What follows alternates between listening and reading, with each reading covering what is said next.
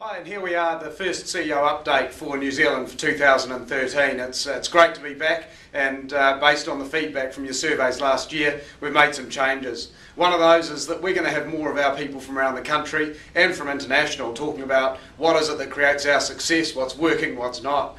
I've been at the International Leaders Forum in Brisbane over the last couple of days, and I've grabbed Mike Green, the Managing Director of Harcourts International, an opportunity just to ask him a few questions about the plans ahead, the expansion, how we're going throughout the world, and what does that mean for us in New Zealand. Hey, overall we had a great year. We had some real challenges in some of the markets. Australia's really been awful for a number of years, and it was tough. But we finished really strong, great last quarter in Australia, great growth in South Africa.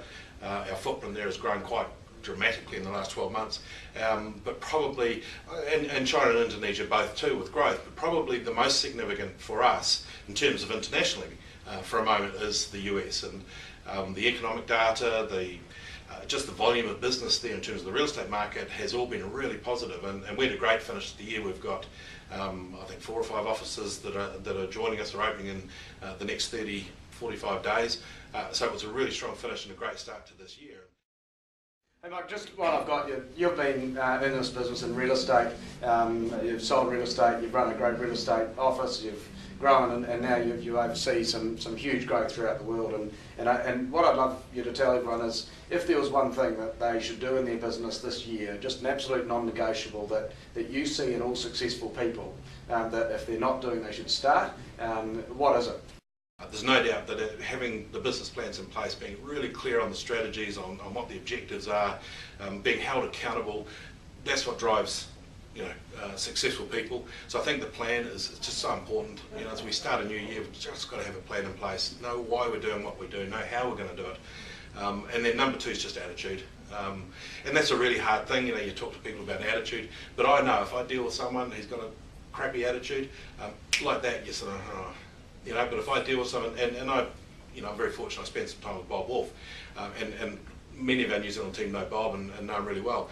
Bob is the epitome of attitude making just a difference, because it doesn't matter what's going on, Bob smiles, he's excited, he's happy.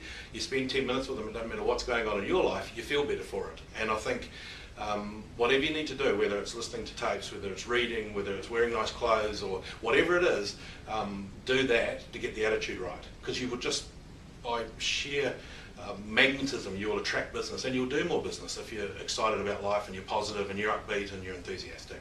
So have a plan and work on the attitude. Fantastic. Look, Mike, hey, thanks for your time here today, and I know that you're looking forward to May and then the 2013 celebration, 125th year conference in Wellington, close to sellout as we talk here today, and it's going to be a huge event, and I know you're looking forward to it. Thanks very much. Thanks, really appreciate your time. Good to see you, mate. Team, talk to you later.